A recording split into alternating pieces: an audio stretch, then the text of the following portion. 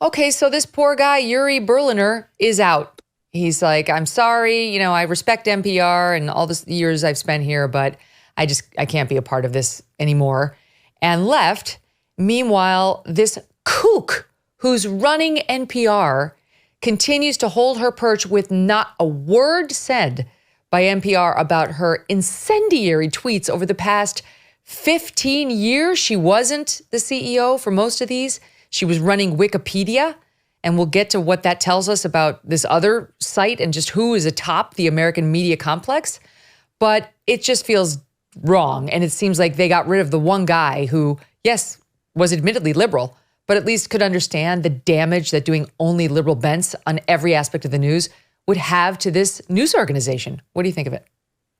Well, first of all, it goes beyond liberal bias. It was absolute dishonesty and never taking responsibility for the times you got the story wrong because you were so busy trying to bring down Donald Trump. What really was striking was Yuri Berliner's original talk, which was to Barry Weiss's Free Press, was so specific in his attacks. It was not just a sort of broad, you guys are biased, you slant a little here. It was this story, that story, that story. So, for instance, the Russian collusion story, which was a complete hoax, a complete passage of Hillary Clinton's campaign dirt to the FBI, to the press, through the FBI, and then this completely bogus years-long investigation. When it died out with the Mueller report, when it turned out there was no Russian collusion, which was always ridiculous, they never said, oh, you know what? For the last 2 years, we've been selling this nonsense. The attempt to destroy Donald Trump was so intense that it justified anything.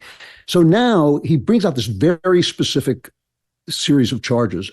And Catherine Maher responds with this typical emotional, I don't even know what to call it. It's this kind of emotional reaction. Oh, that's hurtful. That's mean. It's degrading, never addressing the obvious truth, the provable truth of the charges. And so then he's suspended on a technicality, which is that he didn't ask permission to go to the Free Press before he did, which was apparently, again, some in-house rule. He's suspended for 5 days, and she unleashes on him all this time about what a terrible guy he is. And finally, of course, he has to resign. He has to walk away from that.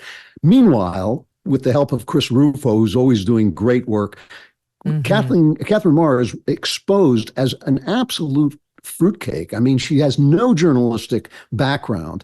Her commitment to wokeism is intense. So she completely believes that any kind of attack on her, who is a white person, is somehow an attack on Black people. It's somehow racist. It's somehow implying that, DEI is a bad thing, which of course it is. But also she's found now on a TED Talk, on a video, declaring basically that there's no such thing as truth, which is a great thing for a journalist to believe, because then you're no longer a journalistic operation. You're basically Disney World. So the thing about this is NPR has always had this certain power over a huge number of people for the simple reason that it covered elite cultural stories in a way no right-wing site did. So someone like me, who is a conservative politically, but is very culturally oriented, who loves the arts, who wants to hear about the arts, could actually turn on NPR and hear about a jazz musician or a painter or something that you weren't going to hear about anywhere else, and hear interviews with people like that basically weren't all that political and basically just discussed the kind of cultural things that were going on. So even I would listen to NPR, but after a while, every single story that they did was geared toward attacking people like me. And so we started to drop away. And another one of Berliner's provable charges was that they no longer had any reporters who were anything but Democrats, but any listeners who were anything but Democrats. Their listenership had solidified, had congealed around their point of view, as of course it does. And that creates this destructive cycle. The same thing has happened to the New York Times. When you're only pitching to those people, you have to get more and more radical, more and more intense in your content in order to keep them there. The New York Times only has to stray a little bit, and NPR too has to stray a little bit from the left-wing line for people to suddenly get upset and say, why are you moving away from the great truths of wokeism and socialism? And so basically, this station that was supposed to be for all of us, publicly funded, gets a lot of public funds, that was speaking to a sizable number of elite conservatives, the kind of conservatives who care about the arts, who care about the culture, basically just ditched us. It just said, we Yeah. don't want you. The culture doesn't belong to you. Beauty doesn't belong to you. Art doesn't belong to you. Nothing that has to do with the truth belongs to you. You're gone. And we left. And this is the same thing that's happened politically to the Democrat Party. It's the same thing that's happened to the mainstream media. And now it's happening to NPR. And the fact that no one besides Ted Cruz is talking about pulling their funding is absolutely embarrassing. It's true. Why are you and I and everyone listening to us right now, why are we paying this woman's salary? I object. I don't want her in my employ at all. She's a nutcase. As you point out, fruitcake is a very nice way of saying it. Chris Rufo's latest, just a couple of samples from her. Agenda for the day, this is June 20th, 2012. Put on a dress, meet some senior officials, boss it in a man's world, critique the politics of representation, scotch. Oh, you go, girl. You go. I mean, I'm embarrassed. I'm embarrassed for her. Okay. Then October 14th, 2016. For the record, I don't usually fly business class. Just board past it on the way to the back of the bus. As Chris pointed out, oh, you're a regular Rosa Parks, madam. Look at you, not getting a business class ticket. Oh, thank you for your sacrifice. She goes on, May 31st, 2019. Anyone else love watching the credits at the end of a movie or a show just to marvel at the diversity of names and surnames involved? Always gives me a happy goosebumps to see the world scroll by. And then there was this one from June of 2020, getting a COVID test, and love this little prompt of inclusion, reference to the Wi-Fi password at the testing site being he, she, they. And, she scolded Hillary for using the terms boy and girl because they're not inclusive.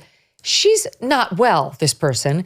She's out, she's in, Yuri's out, and NPR has shown zero self-reflection or desire to make this like, you know what, this could be a moment where we could try to work on bringing conservatives back into the fold. Remember, like CNN tried when they changed ownership and they brought in Chris Licht, and, that didn't go well for various other reasons, but at least they had the moment where they're like, oh, gee, hey, all the conservatives are gone. They're all gone. What should we do? No, nothing.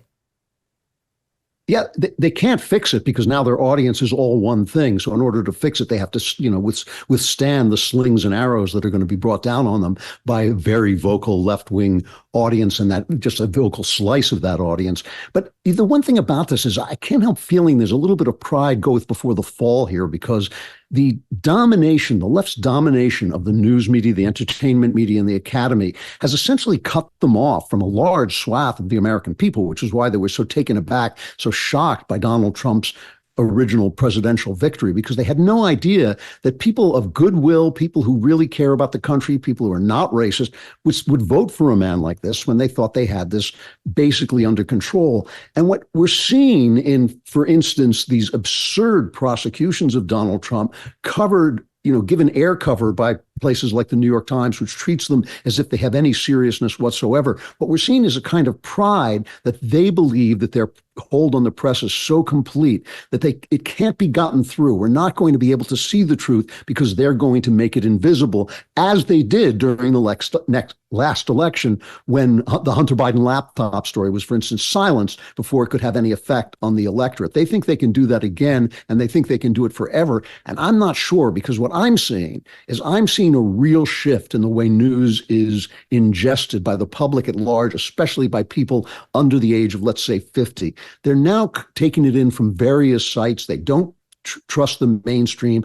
The COVID lies have completely alienated Gen Z. I mean, they're looking at this and saying, when you tell us that riots are mostly peaceful, that, this COVID didn't come from a Chinese lab, when you lie and lie and lie and then silence people who try to get the truth out, we don't trust you anymore. That shift is happening without the left really seeing it, because for now, and politicians only think in terms of the next election, for now, their grip is still very tough. But just things like the Daily Wire, the Megyn Kelly Show, Elon Musk on X, all of these things are bringing out a lot of different information from a lot of different places. And I think they're going to be surprised when they find that everybody sees that they are actually lying to us all the time and covering up all the time. So I think this is a dangerous situation for the left to be in, which is all to the good.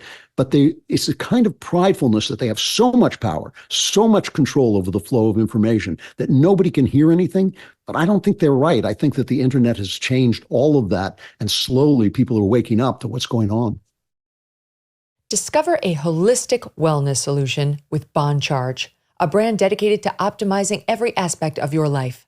Grounded in science and inspired by nature, their evidence-based products cover a broad spectrum of premium wellness items.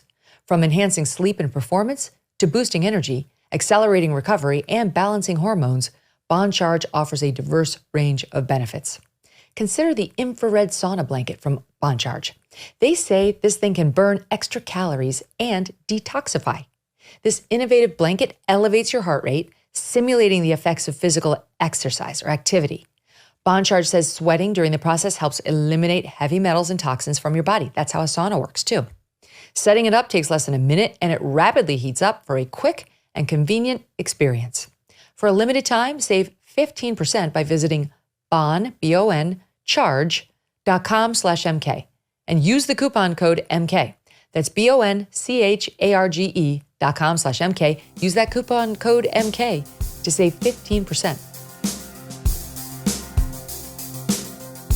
Hey, thanks so much for watching. If you like what you just saw, hit the subscribe button for more clips and full episodes.